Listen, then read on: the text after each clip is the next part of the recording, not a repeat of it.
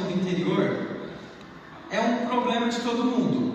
É uma dificuldade que pega todas as pessoas. Não tem ninguém que possa falar assim: não, meu mundo interior perfeito, 100% tranquilo. Eu sou aquele homem, João. Eu não choro, as coisas não me atingem, não tenho problema com nada. Eu estou sempre firme, acordo todo dia bem. Ou eu sou uma mulher que resolvo todos os meus problemas, não tenho dificuldades na vida. Irmãos, não existe nem esse homem, nem essa mulher. E é por isso que lá em Provérbios 4:23, o sábio nos dá um conselho importantíssimo. Sobre tudo que se deve guardar, guarda o coração, porque dele procedem as fontes da vida. O que significa esse conselho, irmãos? Guardar aqui não é, a gente já falou, colocar numa caixinha. É cuidar, zelar. É você pegar o seu mundo interior, olhar para ele e falar: isso aqui é importante. Então eu vou dedicar uma força a ele, uma energia, um tempo precioso, porque ele é importante e ele ajuda a definir muitas coisas na minha vida. Se não, sim, praticamente 100% das coisas da nossa vida, o nosso interior, ele tem ali uma pitadinha, pelo menos, que faz a gente agir como a gente age. E aí, semana passada, irmãos, a gente falou a respeito de dar nomes para os problemas que a gente tem, dar nomes para as dificuldades que nós vivemos. Por quê? A gente costuma achar que escondendo alguma coisa de nós mesmos, olha que loucura, escondendo alguma coisa de nós mesmos, aquela coisa deixa de existir. Então eu pego, por exemplo, eu tenho dificuldade de conversar com a minha esposa num nível de maturidade. Aí eu finjo que está tudo bem. E aí o problema deixou de existir. Sabe como chama isso, irmãos? Infantilidade. A criança que faz isso, né? Sabe quando a criança vai se esconder do pai e ela põe um lençol só na cabeça dela? E ela pensa que está se escondendo de nós? E a gente olha e fala, a gente releva. Mas nós somos adultos, né, irmãos? E a gente se esconde de nós mesmos. E quando a gente dá nomes, a gente começa a enxergar como nós estamos. E aí, quando nós enxergamos como nós estamos, a gente tem escolhas diante de nós. O que eu quero fazer com este homem que não consegue conversar de forma madura com a esposa? O que eu quero fazer com este homem? Eu quero colocar ordem, ou eu quero continuar e torcer para que nada aconteça, que é algo assim que a gente sabe que não vai acontecer, talvez por um tempo. E aí nós falamos de exemplos na aula passada. E, irmãos, pense, por exemplo, na sua vida, nas diversas áreas. Pense em você como profissional. Quantas coisas você esconde de si mesmo que você precisa melhorar, colocar ordem? Pense em você como servo de Deus. Quantas coisas precisam ser colocadas em ordem e ainda não foram? Você está enrolando Deus, enrolando as coisas. O seu lar às vezes está tão sem ordem, você ainda não escolheu. Preciso colocar ordem na minha casa. Eu não estou presente na minha casa. Eu não sou um homem, por exemplo, que é um parceiro da minha esposa. Eu sou o rei e ela é minha serva. Eu não faço nada, eu não ajudo em nada, eu não colaboro em absolutamente nada. E eu fico achando que está tudo certo neste mundo interior que extravasa para o exterior. Então a gente tem uma escolha, irmãos, colocar ordem. E aí nós começamos a falar na aula passada a respeito dessa primeira parte aqui, motivação de vida. E a gente talvez vai entrar um pouquinho no tempo hoje, se der tempo, mas nós vamos tratar, se não hoje, a semana que vem, para fechar. Então o que a gente começou a falar na semana passada, irmãos? O que é motivação de vida? Eu vou passar alguns aqui, um pouquinho mais rápido, só para todo mundo ficar na mesma página. São os motivos ou as causas que nos impulsionam e que determinam muita coisa que a gente faz, a nossa conduta. Aquilo que eu acredito, aquilo que eu penso, aquilo que eu acordo de manhã e é a minha motivação para eu fazer alguma coisa. Só que eles podem ser certos ou errados. Eu posso ter motivos, por exemplo, de acordar de manhã para ser um bom pai. Só que para eu ser um bom pai, eu vou para o trabalho, eu sou corrupto. Não é alinhado, não é correto. Então a gente pode pegar os motivos e as motivações, irmãos, e distorcer muito. Por isso que vem a palavra de Deus para nos dar direção, para não trazer o pensamento do mundo para o nosso coração e desorganizar tudo. A gente falou de dois tipos de pessoas e nós estamos analisando o primeiro tipo agora nessa aula, que é as pessoas, ou que são as pessoas impelidas. Ô Danilo, traz uma aguinha para mim, por favor. O que são as pessoas impelidas, irmãos? A ideia de impelir, nessa palavra um pouco diferente para a gente, é impulsionar, estimular, é algo que faz a gente, ou ajuda a gente a fazer alguma coisa. Por exemplo, por que você está aqui nesta manhã? Alguma coisa te trouxe algo que fez você se organizar, levantar, pegar o seu carro ou alguma carona e chegar até aqui, ok? Existe algo. Só que geralmente, quando a gente fala de pessoas impelidas, irmãos, a gente vai trabalhar a parte bem negativa disso, porque depois nós vamos falar das chamadas. As forças, muitas vezes, são prejudiciais. As forças que nos impulsionam, muitas delas nos levam a comportamentos errados e desordenados no nosso interior. E aí vamos trabalhar um pouquinho sobre isso, irmãos, porque é algo muito importante. E para isso, a gente leu a semana passada Efésios 2:2, que fala o quê? De um comportamento antes e de um comportamento depois. Paulo está falando o quê? De pessoas ali que andaram antes, segundo o curso deste mundo. O que é o curso deste mundo? Pense em um rio. Um rio, geralmente se você entrar lá sem nenhuma embarcação, você vai ser levado pela maré. Maré no mar, né? O rio é a corrente do rio. A não ser que você nade um pouco, mas você vai se cansar, o rio vai te levar para onde ele quer, né? Ele tem um fluxo, ok? E aí, irmãos, o fluxo, o curso deste mundo, ele dita para a gente e nos leva, busca nos transportar para aquilo que ele deseja. Então, por exemplo, qual que é o padrão de marido do mundo? Tem um padrão lá, tem um fluxo. Se a gente for uma pessoa impelida, a gente vai cair nesse fluxo. Qual é o fluxo de uma mulher? Como que ela age numa família que não tem Deus? Tem um fluxo lá. E ela vai seguir aquele caminho. Então ela vai andar segundo o curso do mundo. E aqui fala de príncipe da potestade do ar, espírito que agora atua nos filhos da desobediência. O que significa, irmãos? Que existem forças espirituais malignas que favorecem esse tipo de comportamento impelido, né, carregado, né, negativo e que nos leva para longe. Por exemplo, vamos imaginar que você não considere Deus na sua vida. Você acha mais fácil você se tornar alguém muito ruim nos comportamentos ou muito bom? Esquece Deus, não quero saber mais de Deus. Muito ruim, né, irmãos? Se a gente deixar por nós mesmos, a gente é preguiçoso, a gente é desanimado, nós somos muitas vezes impelidos a ir para um caminho mais fácil, a gente às vezes não se posiciona.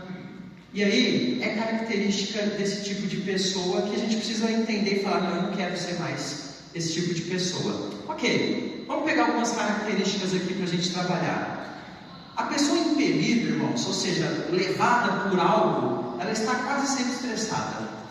Ela começa a chegar num nível que ela não consegue lidar com os seus sentimentos, entender aquilo que ela está sentindo e vivendo. Então ela está estressada o tempo todo. Ela não tem tempo para se afastar um pouco da correria e descansar a fim de restaurar as suas forças. Por quê? Porque ela permitiu que a sua vida fosse conduzida por fatores que podem ser vários. Ela não está mais direcionando a sua própria vida, controlando a sua própria vida. Ela não tem a ideia do que ela precisa fazer amanhã, segunda-feira, quando ela acordar. Ela acha que tem ideia. Não, eu vou acordar, eu vou no trabalho que eu tenho, e aí vou fazer isso, aquilo outro. Mas ela não tem senso da missão que ela tem. Por isso, ela vai se estressar, ela vai brigar, ela não vai saber se conduzir corretamente, porque ela está caminhando, deixa a vida me levar. Ela vai entrar enfurada, e tudo isso vai trazer o que, irmãos? Estresse, problemáticas, confusão, e por aí vai. Quer dizer então que na vida do crente chamado não tem dificuldade? Não é isso, irmãos. mas a forma como se vive, como se enfrenta as coisas é diferente. A gente vai ver daqui a pouquinho. A pessoa impelida, então, ela tem essa característica. Então vai pensando em você nesse momento. Não na sua esposa, ou a esposa do esposo, ou do filho. Mas pense assim, será que eu estou muito estressado ultimamente? Eu estou assim, falou, tomou? Será que eu estou com muita correria na minha vida? Eu estou num nível em que eu não estou tendo tempo, por exemplo, de curtir a minha família, um tempo de conversa com a esposa, se você for casado. Eu não estou tendo tempo para Deus, eu não tenho tempo de restauração. Eu estou assim. Vai guardando essas informações, sempre preocupada com os símbolos associados à ideia de realização. O pastor Alexandre até trouxe para nós uma palavra semana passada, que ele levou no encontro de casais, que é muito comum das pessoas impelidas. Ela pega, por exemplo, aquilo que o mundo trabalha em termos de ideais e traz para dentro do seu coração, da sua vida, no sentido muito negativo.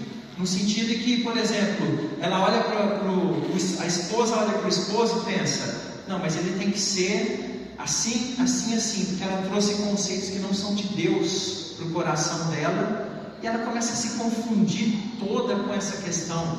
Status, poder. Nossa, o meu marido não tem aquela barriga, sabe aquela, irmãos? Engomada, de tanque. Não, ele não tem. Então, sinto muito, mas esse tipo de marido aí não está alinhado para mim. A pessoa começa a trazer coisas, irmãos, que vão atrapalhando a sua vida de uma forma muito pesada. Status, poder, reconhecimento dos outros, títulos, diplomas. Será que alguém sabe o que eu estou fazendo? O que esse ponto quer dizer, irmãos? A gente começa a valorizar coisas. Tem coisas, irmãos, que têm o seu valor, né, dentro das estruturas, mas a pessoa impelida, ela começa a dar tanto valor a isso, porque ela não tem ideia de quem ela é, do seu chamado. Ela não tem ideia do que ela deve fazer, porque ela não olha mais para a palavra de Deus. Ela está totalmente dentro dos conceitos do mundo, e aí, para ela, o que é sucesso? É status. Quantos seguidores eu tenho?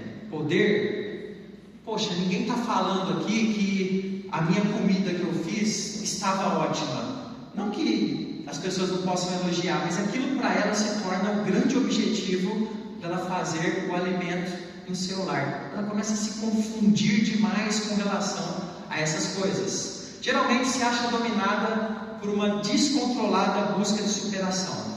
Aqui, irmãos, isso aqui é muito comum, a gente cai muito nisso. Então a gente começa a se comparar, se a gente se torna impelido demais, e aí, se o João tem um carro, eu preciso alcançar. Se o fulano de tal é assim, não, eu preciso chegar nesse nível. Se o ciclano é da outra forma, eu preciso também chegar nesse tipo de coisa. Se dentro da sociedade, para ter valor, eu tenho que ser um profissional A, B ou C, olha, não importa o restante do mundo, eu vou gastar a minha vida para alcançar esse tipo de coisa.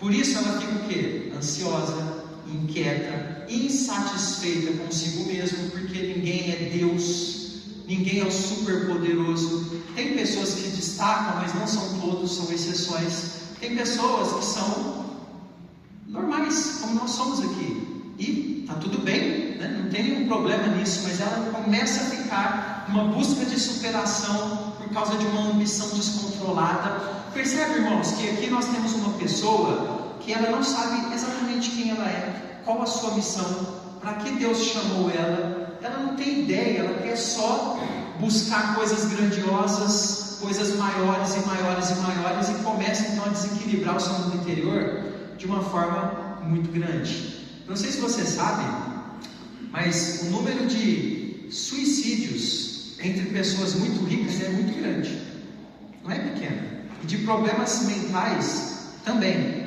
Por que, irmãos? Justamente por causa dessa busca que não para. E aí a pessoa começa a entrar em mundos muito malucos de vícios para satisfazer os seus prazeres ou para trazer algum conforto no seu coração, e ela começa a entrar em bebida, em drogas, em noitadas e por aí vai. Olha só, irmãos, o perigo de ser uma pessoa impelida, parecem ter pouca consideração para os princípios de honestidade. E aqui, irmãos, é algo interessante, porque parece que a gente está falando de uma pessoa que não estaria numa igreja, por exemplo, mas está. Porque o princípio de honestidade, irmãos, e os outros que nós citamos, eles não começam lá em cima. Não começa a pessoa impelida já no grau máximo. Começa aqui, embaixo, pouco a pouco. O inimigo, irmãos, ele não precisa fazer grandes coisas para nos destruir. Ele pode simplesmente nos tentar, nos afastar de Deus um pouquinho todos os dias, e a coisa vai acontecendo. Olha só, pouca consideração com honestidade. Começa com pequenos enganos. Dentro de casa, por exemplo, poxa, eu vou esconder isso aqui da minha esposa, eu estou fazendo. Eu vou enganar aqui porque é para uma boa causa, é para uma coisa positiva que vai ser para ela. Começa então a trazer, irmãos, um tipo de, chama-se acho que utilitarismo, né? Ou seja, eu só trato as pessoas para me trazer um benefício, eu uso as pessoas. Eu não entendo o papel das pessoas na minha vida, elas só servem para mim para que eu avance, para que eu cumpra algum objetivo. Então o marido, ele olha para a esposa, ela é um objeto para ele. A esposa olha para o marido, ele também é um tipo de objeto para ele. Os pais olham para os filhos, também tem um caráter meio de objetificação. Não se entende corretamente a missão, não se entende corretamente que tipo de coisa eu preciso fazer para que haja saúde, para que haja amadurecimento. As pessoas impelidas, irmãos, elas começam a trazer esse sentimento no coração e se perdem nos seus valores. Então vai analisando. Muita mentira na vida, precisa omitir muita coisa, porque se as pessoas que me amam souberem disso, pessoa impelida, ela é dessa forma. Muitas vezes possuem pouco ou nenhuma habilidade no trato com os outros. É interessante, irmãos, que quando esse tipo de coisa vai fazendo parte da nossa vida, a gente vai percebendo que às vezes em menor grau e depois vai crescendo, a gente começa a ter atitudes muito terríveis assim com as pessoas, no trato com os outros. Mal educado, não tem sorriso. Irmãos, crente que não sorri. Tem versículo na Bíblia, pastor, o crente que não sorri? Não tem nenhum, né, assim, fala disso. Mas sabe, irmãos, quando você não percebe assim uma alegria de vida numa pessoa, não estou falando do temperamento, viu, irmãos? Tem pessoas que têm um temperamento diferente, que são mais reservadas. Mas, irmãos, Jesus Cristo na nossa vida, e uma vida no propósito de Deus, irmãos, tem alegria, tem coisa para mostrar, tem um aperto de mão diferente, tem algo. Não é sempre como se a gente estivesse carregando um saco de 50 quilos nas costas, sempre tristeza, sempre dor, sempre desespero. Mesmo nos momentos mais difíceis, a pessoa que não é impelida, a gente vai ver daqui a pouco, ela consegue trazer algo. Agora o impelido, olha só, ele começa a descontar em todo mundo. Você já fez isso? Eu também já fiz. Você acorda desanimado, sei lá, a pessoa vem na boa com você já pá, né? Já dá aquela patada. Tem coisas, irmãos, que são pontuais, né? São erros que a gente vai, depois pede perdão, mas a pessoa impelida, ela começa a fazer isso de uma forma frequente. E o interessante, irmãos, é que as pessoas ao nosso redor, elas começam a nos dar sinais de que nós somos assim. A esposa fala: nossa, mas você está cavalo, né? Ultimamente comigo. Poxa, você não me trata mais com consideração. E aí o marido fala para a esposa também: poxa, você também não tem me valorizado como homem, como marido, né? Sempre é uma guerra aqui dentro de casa. E por aí vai, irmãos, seja no trabalho, em todas as áreas da nossa vida. Se a gente vai permitindo isso, a gente vai percebendo que vai aumentando, e a gente olha para as pessoas como algo que nos servem apenas, porque é um sentimento que vai se instalando de egoísmo e que viram ações bastante pesadas no nosso coração quando a pessoa impelida começa a ser a pessoa que nós somos. Vamos para mais agora. Não, fechou aqui. Então, irmãos, aqui foram só algumas coisas para perceber o quê? Que tem desequilíbrio, e a gente precisa achar esse desequilíbrio. Tem muito mais características, mas nos ajudam a entender que a gente precisa de uma transformação. Na minha opinião, eu acho que o autor deveria ter usado uma expressão diferente, porque impelido, que é impulsionado, motivado, todos nós somos, por algo, né? Por alguma coisa. O que é que ele está caracterizando como pessoa impelida? É aquela que é impulsionada, motivada para si mesmo. Então, todas as características que foram colocadas ali, até no finalzinho você conhece egoísta, né? Se a gente voltar ali, todas as coisas que o André colocou, segundo o autor do livro, percebam que é coisas que eu faço voltadas para mim mesmo. Ou seja, é uma pessoa cuja motivação é si mesmo, né? É o meu status, é o meu poder, é o meu domínio. Para isso eu engano, eu manipulo, eu uso as pessoas como objeto, como meio, como instrumento, sempre pensando em mim, no reconhecimento, no aplauso, na necessidade das pessoas olharem para mim, me valorizarem. Então, talvez o melhor seria pessoas impelidas para si mesmo, né? Nós chamamos essas pessoas de egoístas, que egoísmo tem um sentido moral, né? Hoje uma palavra muito usada é a pessoa narcisista. Existe o transtorno de personalidade narcisista. Com certeza essa pessoa é narcisista, mas às vezes você não tem esse transtorno, mas você está sendo narcisista. O que é o narcisismo? É quando a pessoa ela investe toda a energia psíquica dela para si mesma, né? Em linhas mais simples. Então, só para fechar, fala para ele falar para a mãe dele. O Evangelho nos ela está me mandando mensagem aqui. Eu não posso parar de filmar. Fala para ele. Ele está sentado ali atrás. Quem quer segui-lo deve, em primeiro lugar, renunciar o eu, certo? Renunciar o eu. Hoje de manhã o pastor Denis leu aquele texto, que a gente é educado pelo Evangelho para viver de maneira sensata, justa e piedosa. Interessante se a gente pegar essa palavra justa, né? Uma vida justa é uma vida de alguém que vive corretamente, age corretamente com o próximo.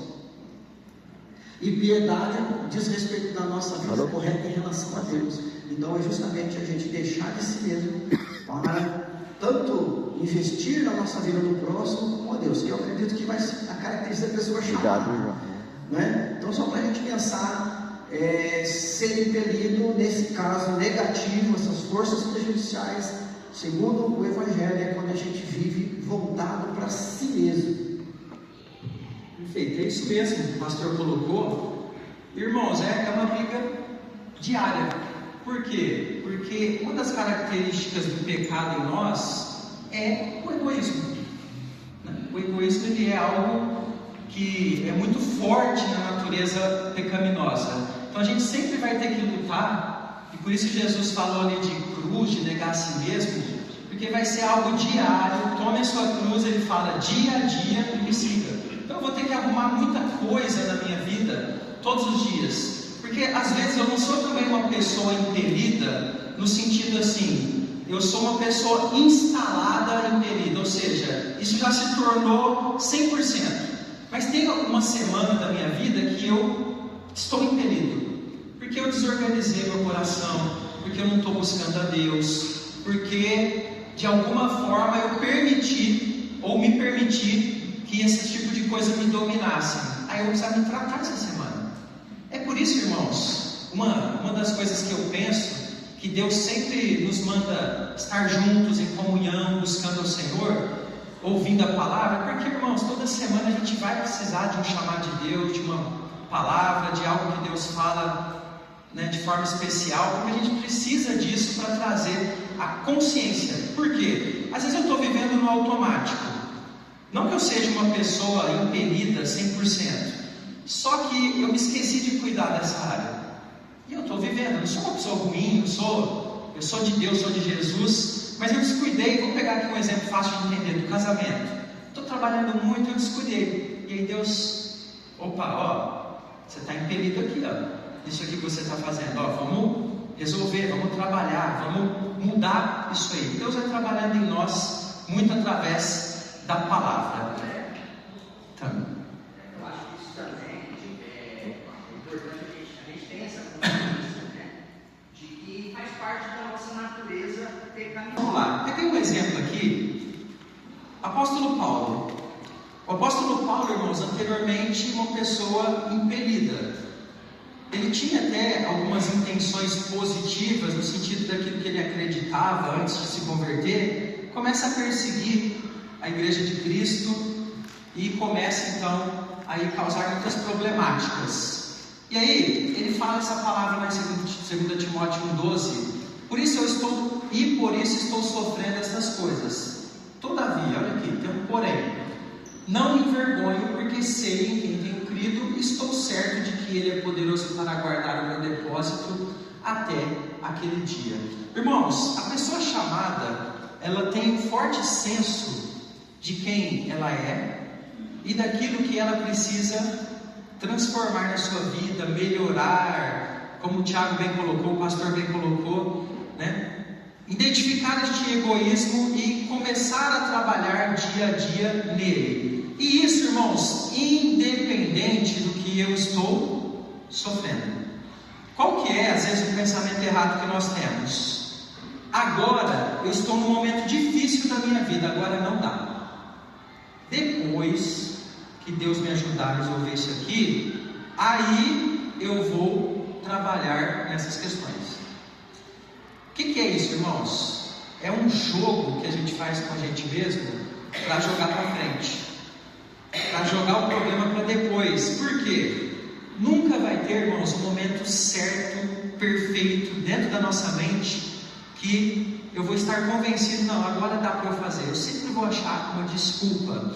E essa palavra do apóstolo Paulo aqui mostra um momento que ele está descrevendo ali coisas que ele sofreu, dificuldades que ele passou, problemáticas pesadas na sua vida. Ele fala o quê? Eu não me envergonho, porque eu sei em quem eu creio, e eu estou certo que Ele cuida de mim, e Ele está trabalhando na minha vida, através de mim, e por aí vai. Então, irmãos, vamos trabalhar dentro desse propósito, pensando agora em algumas características da pessoa chamada. Olha só, não importa o momento que você está vivendo, se está tudo bom ou se está um momento de dificuldade, sempre é momento de trabalhar a nossa vida interior. Observe bem, a pessoa chamada, ela tem então um firme senso de objetivo. O que é isso, irmãos? Propósito de vida. Quem sou eu e por que eu estou aqui? Né? São perguntas da filosofia. Né? Qual o objetivo da minha vida? Né? Quais são os porquês da minha existência? A pessoa chamada, irmãos, e aqui dentro do propósito bíblico, ela começa a entender. O Tiago colocou bem. Não é que você, irmãos, vai acordar, ou depois que a gente terminar aqui, você já descobrir tudo. É uma construção de um autoconhecimento através da Bíblia. A Bíblia, ela vai falando assim, você é isso, você é aquilo, você é aquilo outro, você deve ser isso, você deve ser aquilo, e isso vai construindo, então, o nosso coração de chamado. Então a Bíblia, ela fala o quê? Poxa, você não deve ser egoísta. Você deve sair fora desses caminhos. Aí eu começo a entender, isso daqui então não é para mim. Então você toma a sua cruz e siga o que Jesus fala. Ou seja, a gente tem que ser dedicado a Cristo de uma forma plena, total. Eu começo a entender estes conceitos e começo a aplicar como objetivo. Então, por exemplo, quando eu acordo numa segunda-feira de manhã, isso aqui vai ser uma direção para mim. Então eu acordo e eu penso, poxa, eu não queria trabalhar hoje, estou chateado, estou cansado. estou querendo esmurrá-lo se eu encontrar na minha frente, nervoso, estressado. E aí você lembra o quê? Peraí, mas eu tenho um objetivo, eu tenho alguém para honrar, eu tenho uma família para cuidar, eu tenho um papel a realizar sendo o profissional que eu sou. Isso aqui, irmãos, começa então a acertar essas problemáticas que vêm na nossa mente. Pense como se fosse uma tempestade no seu barco. A tempestade vem e cai um pouco de água e você tira, e você tira, e você continua. Tem aquela alegoria do submarino, a pressão aperta, mas ela não pode entrar lá dentro ao ponto de acabar com tudo. Então a pessoa chamada, irmãos, ela começa então a entender esses propósitos, a honestidade, a motivação pela vontade de Deus. Só que tem um problema aqui. Para eu entender a vontade de Deus, eu preciso fazer o quê? Conhecer a vontade de Deus. E como que eu conheço se não tenho contato? Como que eu vou saber se eu não dedico tempo? Eu quero ser médico, mas não queria estudar medicina, pastor. Tem como já me colocar lá no HC? Queria ser enfermeiro, mas eu não queria ficar lá nos cadáveres, lá, tem que ir lá, né? Na faculdade, ver, saber onde estão as coisas. Não, isso eu não queria. Você não vai ser, né? Eu queria ser motorista, mas não queria fazer aquela prova de trânsito lá. Fico nervoso. Não vai ser. Então, irmãos, querer é positivo, mas eu preciso também estar disposto a conhecer tudo aquilo que vai me transformar naquilo que eu quero, naquilo que eu estou buscando. E a palavra de Deus, irmãos, o contato com a palavra é importantíssimo para entender isso. E aí nós temos a igreja, nós temos a leitura, nós temos livros, nós temos aconselhamentos. São tantas coisas, irmãos, só que todas elas exigem uma energia nossa, uma disposição para a gente participar. E isso não é automático. Um domingo de manhã tem muitas coisas para fazer ao invés de estar aqui. Um sábado que nós fizemos uma festa aqui, tem muitas coisas a fazer e não estar aqui. Um clube do livro que nós vamos fazer, tem muitas coisas para fazer e não estar aqui. E aí, irmãos, é uma decisão de cada um. Poxa, isso aqui é importante para mim, dentro do meu propósito, dentro do meu chamado. Então eu vou construir ali dentro. Eu vou trabalhar em cima disso.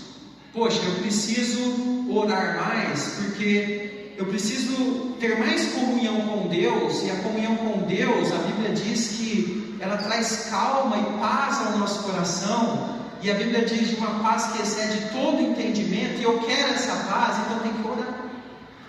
Eu preciso fazer isso. Olha a pessoa chamada, irmãos. Aí você vai conversar com um estressado e pensa: como é que está a sua vida de oração? Ixi, está dando tempo para orar. Claro, é óbvio.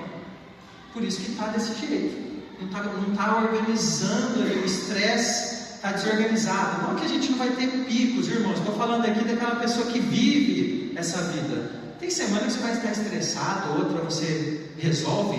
A vida não é um equilíbrio pleno o tempo todo. Tem desequilíbrios. E depois você retorna. Você vai contornando. Agora, eu só vivo no desequilíbrio. Isso faz mal para a saúde, faz mal para a espiritualidade, faz mal para a família, faz mal para tudo. O marido só quer trabalhar. Você vai quebrar as relações dele, vai quebrar a saúde dele, vai quebrar muitas coisas, porque a vida não é só trabalhar. Então a pessoa chamada, ela vai entendendo essas coisas, irmãos, dia a dia, e buscando, e compreendendo, e colocando em prática. Tem no seu interior um crescente fortalecimento. Por quê? Porque ela se preocupa com aquilo. Então, ela olha para a sua vida e deseja fortalecer as coisas importantes. Então a pessoa chamada, irmãos, ela precisa ter um forte senso de querer estar melhor amanhã do que hoje. Na semana que vem eu quero estar melhor. Essa semana eu fiquei muito estressado e desanimado. Na próxima semana eu vou tomar umas atitudes aqui para trabalhar isso. Eu preciso entender algumas coisas, eu preciso trabalhar no meu interior. Às vezes, irmãos, você vai chegar a uma conclusão que eu preciso até de uma ajuda, de uma terapia, de um aconselhamento. Isso não é pecado, viu, irmãos? conversar até com um profissional, eu preciso me entender, eu preciso dar nome para as coisas, para encontrar um fortalecimento, porque eu me preocupo, porque a Bíblia diz que do meu interior eu tenho que cuidar, porque ele procede, muita coisa procede dali, muita coisa é direcionada por aquilo que está dentro do meu coração. Então eu quero fortalecer. Sabe, irmãos, o pessoal que joga bola, é aquela bola que vem, o cara cruzou e o atacante vem, como que ele tem que fazer? Pôr no chão. Ele põe no chão e vai dominar a situação, dominar a bola e começar a tomar atitudes conscientes e não no meio de tempestade todo dia. Todo dia, como é que vai ser a sua segunda-feira? Ah, não sei, vai ser depois. A hora que eu abrir meu zap, o zap que determina como eu vou agir. Né? Então, a pessoa chamada, ela tem uma preocupação e isso vai trabalhando, vai sendo trabalhado na sua rotina. Sabe quem são? Isso aqui, irmãos, é interessante. Como eu ainda sou pai de uma pré-adolescente, a gente tem muito ainda na mente as coisas da infância, que chega da escola e o amiguinho chamou de monstro. Você é monstro? Não. Mas sentiu, pesou, doeu.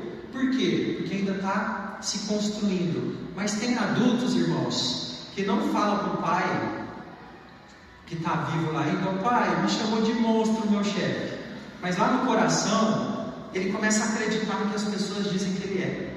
Ou que o mundo começa a construir, não de forma direta, mas através das redes sociais, ele começa a se questionar. Ele olha o ator, ele olha o influenciador, ele olha fulano A, fulano B, e ele começa o quê? Pensar o seguinte: eu acho que eu tenho que ser assim, desse jeito, daquele outro jeito.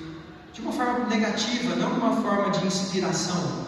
E ela começa a desconstruir quem ela é de verdade. Ela não sabe quem Deus falou que ela é. Então, elas começam ou a ter um sentimento negativo de si mesmo, ou muito alto de si mesmo, né? Dois extremos ruins. Como que o chamado ele faz, irmãos? Ele não pensa mais do que convém de si mesmo. Ele busca pensar exatamente o que Deus fala sobre ele, o que Deus trabalha. Eu sou um pecador, arrependido, salvo pela graça de Cristo.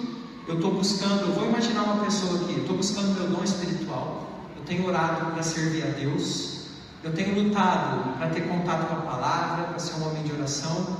Eu sou um pai de 2 crianças, e Deus me deu essa missão também, e eu tenho buscado equilibrar a minha vida da melhor forma possível para ser um pai presente em diversas áreas. Eu reconheço os erros que eu tenho, eu sou errado nisso, eu estou trabalhando naquilo outro. Dentro do meu temperamento, eu tenho um desequilíbrio aqui, eu tenho um problema com um vício aqui que eu estou trabalhando.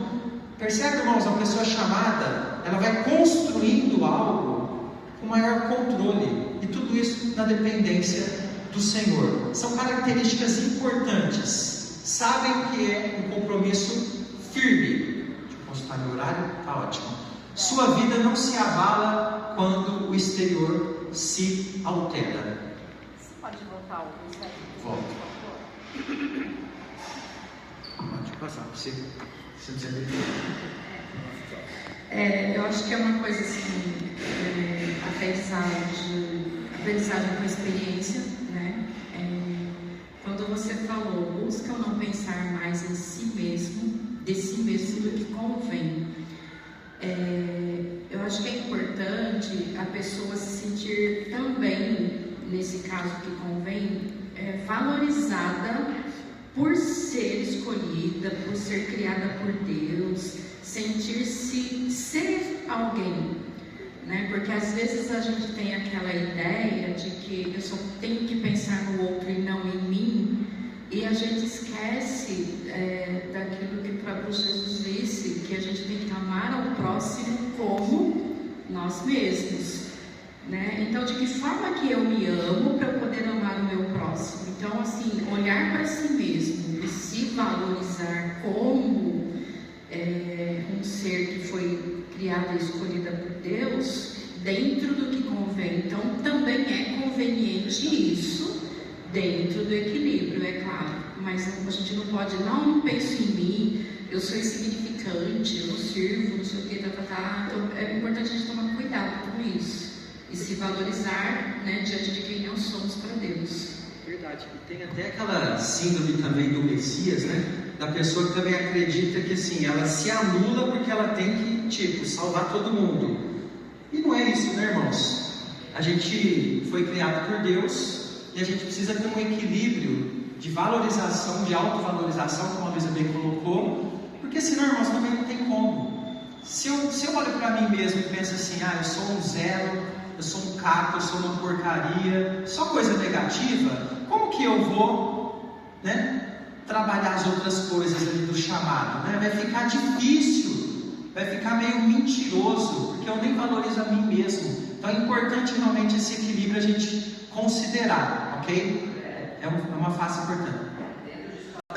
Sim, Jesus falou lá, tem que levar a cruz, então é só falar assim, levar a cruz. Não, irmãos. Então perceba, irmãos, que não é uma construção fácil também.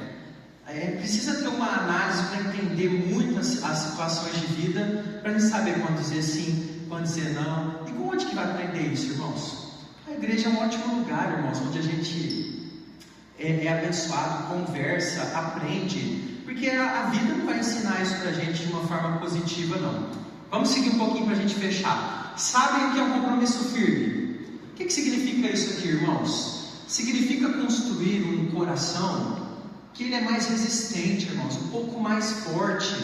Porque hoje, com todos os problemas emocionais que existem, irmãos, às vezes um pingo de água é tempestade toda hora. Toda hora para nós, fala a verdade.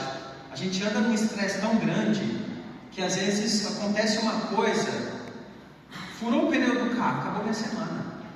Não. Já olho para Deus igual o salmista, né? O salmista estava lá correndo perigo de morte. Eu pego o salmo e aplico o pneu furado. Até quando, Senhor? Até quando eu estarei nesse lamaçal, nessa dificuldade, nessa dor? Irmãos, a gente vira quase um Shakespeare no drama.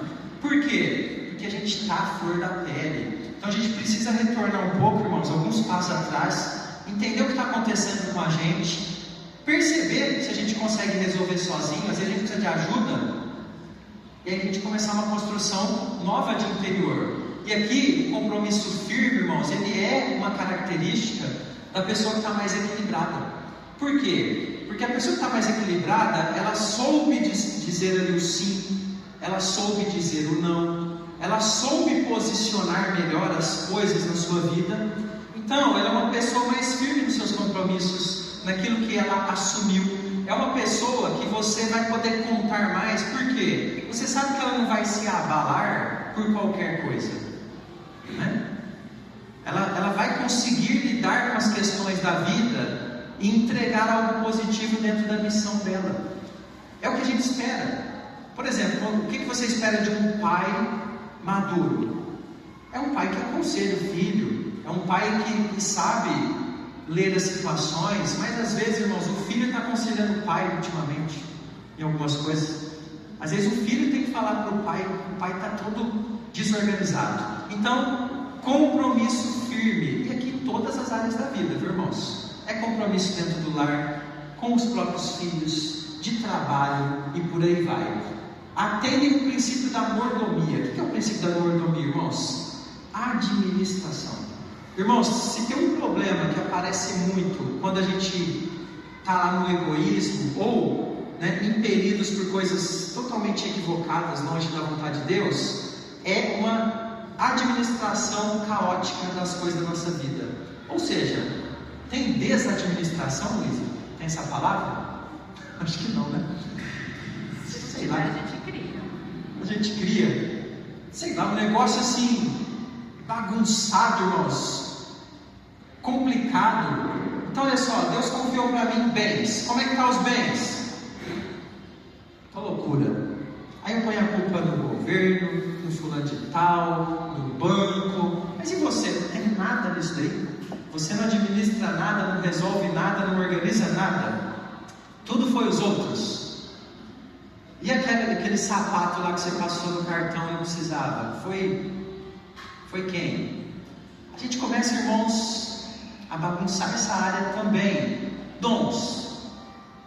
Desorganizado, eu não consigo servir a Deus, né? Eu estou ali com os meus dons, os meus talentos que o Senhor me deu, sei lá, está voltado para muitas coisas, mas eu não sei o que eu estou fazendo. Então a pessoa chamada, irmãos, ela começa a entender essas coisas, ela começa a olhar para os bens como bênção de Deus. Então, eu vou fazer o melhor com isso, eu vou aprender, eu vou ver aulas, eu vou investir num aprendizado para crescer positivamente, de forma equilibrada, obviamente, sem aplicar, né, tomando cuidado para aquelas coisas que o mundo traz como, né, coisas que são boas, né? Então, quem que é o cara bom na administração dos bens? Não, é só o cara rico, ou o cara que trabalha 500 horas extra por semana. Não é isso, irmãos. É uma administração equilibrada, carreira, tempo, família, tudo isso, irmãos, dentro do chamado de uma pessoa que está nesse caminho, vai começar a andar melhor, de uma forma mais saudável, não perfeita, mas saudável. Eu estou vivendo com aquilo, ou de acordo com aquilo que Deus deseja? É uma pergunta que nós fazemos para entender se nós estamos vivendo esse caminho de pessoas chamadas. Vivem um processo de amadurecimento. Aqui é difícil, irmãos. Sabe isso aqui é o processo? Eu quero orar para Deus me dar paciência, mas eu quero já que eu seja amanhã o paciente. Eu quero orar para que Deus me dê força para resistir às tentações, mas eu já quero acordar sendo Jesus no deserto lá. Arrepende. Não vai ser assim, irmãos. É um processo de construção, por isso que chama amadurecimento.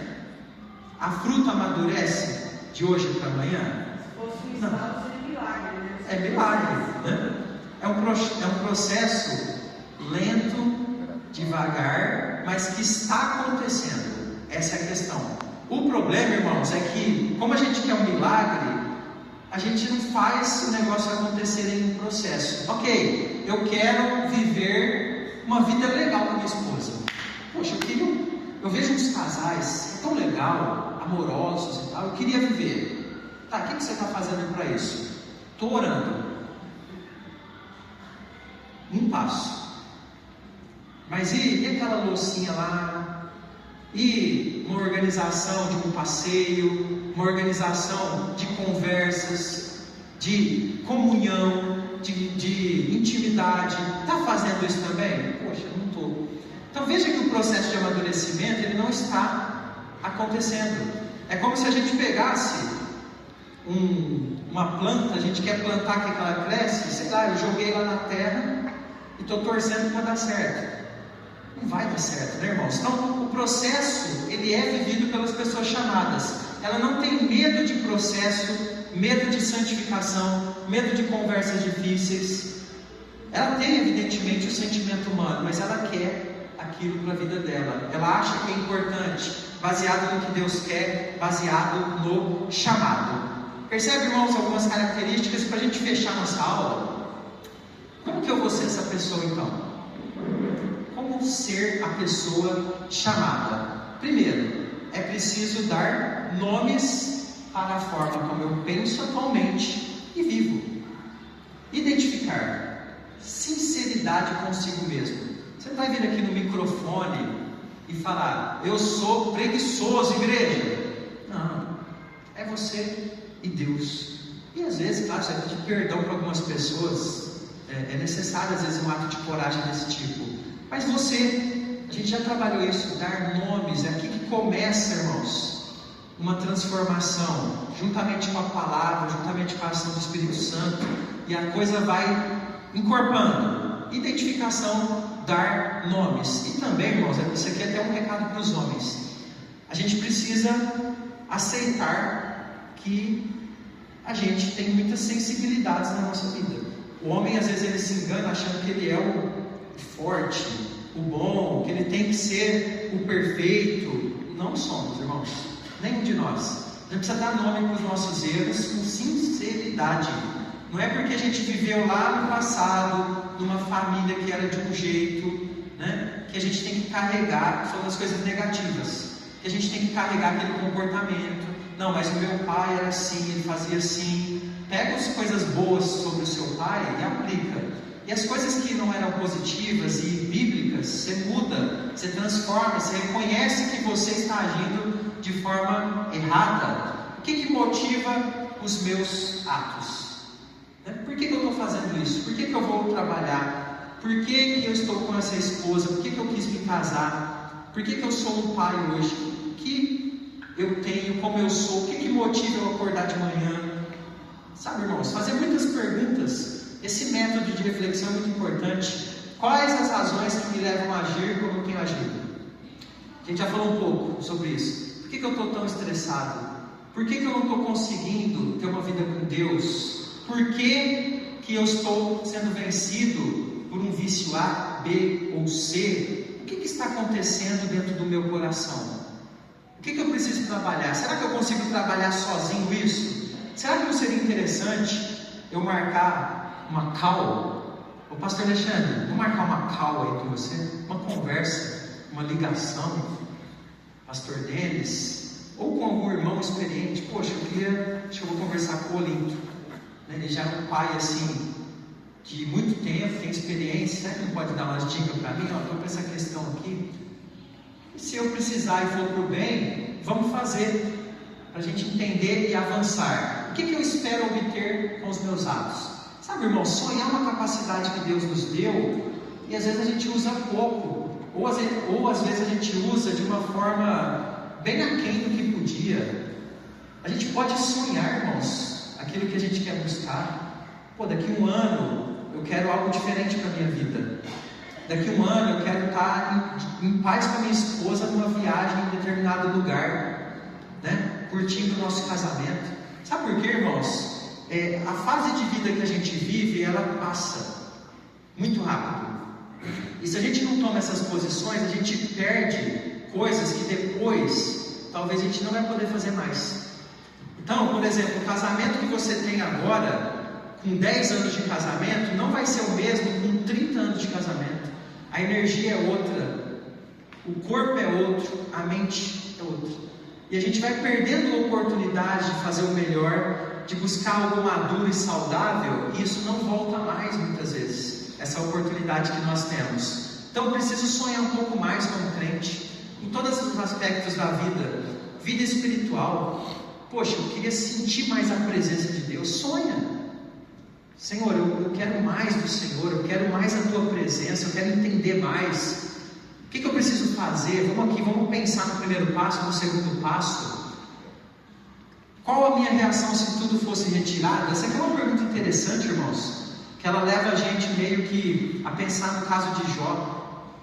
Poxa, se Deus amanhã falasse assim: ô Leleco, você vai ser o próximo Jó que eu escolhi. O que fica da minha vida? Se eu só amo os bens, se eu só amo isso ou aquilo, se eu não tiver mais isso que eu tanto amo, acabou a minha vida? Eu vou abandonar Deus? Eu vou fazer o quê?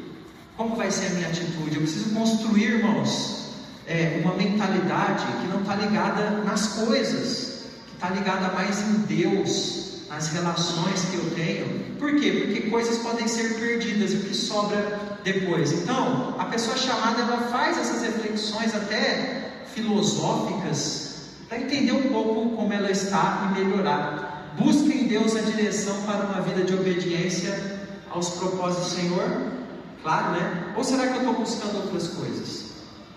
O que eu estou buscando atualmente para a minha vida? É só trabalho? Meu nome é trabalho, sobrenome é hora extra. Eu estou deixando outras coisas importantes? Irmãos, vai chegar um tempo em que você vai se aposentar. É o que a gente espera, se a gente tiver vida, não é? Mas se você buscou só trabalho na sua vida, você perdeu as fases dos seus filhos. Aí quando você se aposentou, seu filho não quer nem ver a sua cara. Você não construiu nada, não construiu lembranças, não construiu memórias. Por quê? Só pensei em trabalhar para aposentar. Eu esqueci do presente. Eu esqueci que era importante que aos meus 40 anos de idade, Deus queria que eu construísse algo com a minha filha que tem 10. E eu não construí, porque eu fiquei só num propósito que não é um propósito que seja ruim, ele faz parte, só que eu coloquei tudo nele. E aí eu coloquei o coração inteiro, irmãos, naquilo que não era o tesouro principal, era uma parte de algo importante. Então a gente precisa refletir nessas coisas e trabalhar e aprender. Há esperança para os impedidos. Poxa, você está aqui e pensou às vezes, tá, eu não sou aquela pessoa totalmente, mas estou com alguns traços aqui, ó, dessa coisa impelida, egoísta, que está desalinhada. O que você faz? Olha só, encara o fato de estar vivendo em função de compulsões. O que são compulsões? São coisas, irmãos, que vão nos direcionar. O cara tem compulsão de comer, ele tem um desalinhamento na sua apetite por causa da ansiedade e outras coisas que precisa tratar. E tem outras compulsões que às vezes nos levam a fazer coisas que não são o chamado e aquilo que é saudável. Então, vamos encarar isso. Sabe quando o médico dá a notícia, irmãos? Ó, você vai ter um infarto.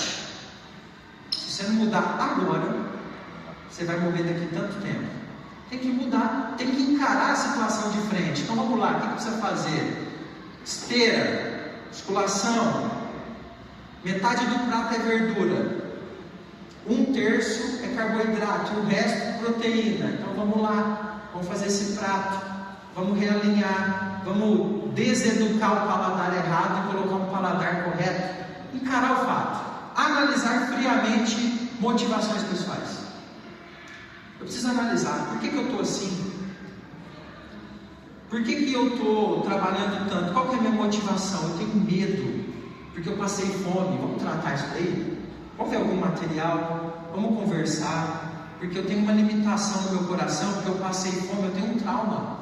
Então, esse trauma está me conduzindo, eu só penso em trabalho 24 horas. Eu não consigo viver um casamento saudável, uma paternidade saudável. Vamos encarar? Vamos analisar friamente essa motivação, esse trauma? Às vezes não é um trauma que precisa de um tratamento, mas às vezes é algo que precisa de oração, de um apoio de um amigo. Ô parceiro, eu queria compartilhar um problema que eu estou tendo aqui, me ajuda em oração, vamos junto nisso aqui, me cobra, me pergunta sobre isso, para eu mudar a minha postura, porque eu preciso sair disso daqui. Analisar, escutar críticas, irmãos. Isso aqui a gente tem perdido muito o ouvido para entender. A crítica parece que a pessoa não gosta de mim. Vamos abrir o ouvido para conversas difíceis, pessoas que gostam de nós. Não sei se você já fez isso, mas você já perguntou, por exemplo, quem é casado ou esposa? Seja sincera, pode criticar. O que eu estou errando como marido? Mas sem querer brigar, né? Ah, você está falando isso? É escutar friamente, amorosamente, como algo que não, eu quero melhorar isso que ela está vendo. O contrário também, um amigo, ô pastor, me fala aí, o que você acha de mim como ovelha aqui? Você acha que eu sou preguiçoso? Dá um feedback para mim. É brincadeira, né, irmão? Mas só para a gente entender que a gente precisa ouvir mais as críticas, principalmente de quem nos ama de verdade. Ô mãe, fala aí. O que você está achando que eu estou errando? Seja sincera comigo. Irmão, você é tão gostoso, uma pessoa que nos ama, te dá de bandeja o ouro assim, ó. Tá aqui, ó. Estou enxergando uma situação, não que vai ser tudo certo a avaliação da outra pessoa, mas pode ser algo bom, irmãos, construtivo, né? É lógico, ouvir a palavra de Deus, ela nos fala, renunciar conscientemente atos que realiza por causa das razões erradas. E aí a gente fecha por aqui, renúncia. Irmãos, como que eu gosto desse comportamento, eu acostumei com ele. Aquela pessoa que sai de manhã para trabalhar, ela acostumou com esse comportamento. E para ela romper, ela precisa entender, tratar. Às vezes é um trauma, pode ser que não seja. Ela vai ter que. Eu estou com medo de faltar as coisas porque eu passei fome, mas eu vou meditar. Olha que o Senhor falou que eu posso descansar também. porque Ele abençoa, Ele cuida, Ele guarda. Eu não preciso ficar ansioso, e a gente vai pregando para nós mesmos: eu vou renunciar a esse comportamento, eu posso ganhar até menos, mas ter paz, e por aí vai. Ok, irmãos? Aqui foi uma pincelada, irmãos. Se você assistir a aula do pastor Alexandre, você vai ver o negócio mais profundo ainda, que vai falar de traumas, pastor? Acho que deve falar um pouquinho de traumas lá. E aí a gente vai depois abrir as inscrições. Eu queria que você observasse que a gente, às vezes, quando começou essa aula domingo passado, achou que iria falar das emoções, não é isso? Hoje a gente é muito focado na questão emocional. Emoções diz respeito a uma instância desse mundo interior.